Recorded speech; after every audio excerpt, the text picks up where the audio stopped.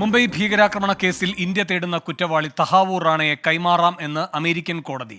California ജില്ലാ magistrate കോടതി judge Jacqueline ചൂൾജിയാനാണ് ഉത്തരവ് പുറപ്പെടുവിച്ചത്. ഇന്ത്യയുടെ അഭ്യർത്ഥന അമേരിക്കൻ കോടതി അംഗീകരിക്കുകയായിരുന്നു.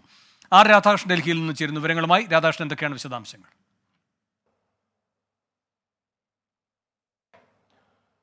പാക് വംശജനായിട്ടുള്ള തഹാവുൾ റാണയെ വിട്ടുകിട്ടുക എന്നത് ഇന്ത്യയെ സംബന്ധിച്ച് വലിയ ആവശ്യമായിരുന്നു. അതിനു വേണ്ടിയിട്ടുള്ള നയതന്ത്ര നീക്കങ്ങൾ ഇന്ത്യ ശക്തമായിട്ട് നടത്തി വരികയും ചെയ്യുകയായിരുന്നു. 2020 ജൂൺ 10 ഇന്ത്യ അമേരിക്ക കരാർ പ്രകാരം റാണയെ അറസ്റ്റ് ചെയ്യണമെന്ന് ഇന്ത്യ ആവശ്യപ്പെട്ട് പരാതി നൽകിയത്. ഇതിന്റെ അടിസ്ഥാനത്തിൽ നടന്ന വിചാരണകൾക്ക് തുടർച്ചയായിട്ട് റാണ ഇന്ത്യക്ക് തന്നെ കൈമാറുന്നതിനെ ശക്തമായിട്ട് എതിർത്തു.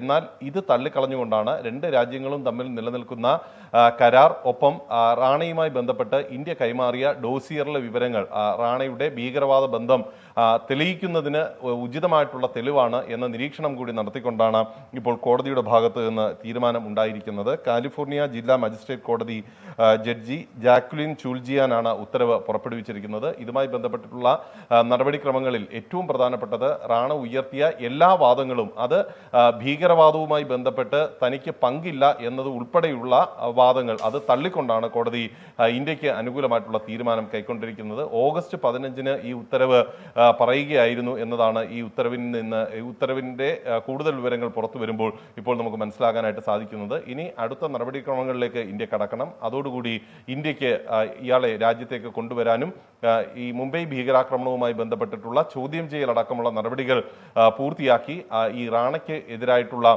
കുറ്റപത്രം സമർപ്പിക്കാൻ ഉൾപ്പെടെ സാധിക്കുകയും ചെയ്യും. വേണു. ശരി, ആർ രാധാകൃഷ്ണനാണ് ഡൽഹിയിൽ നിന്ന് വിവരങ്ങൾ നൽകിയത്.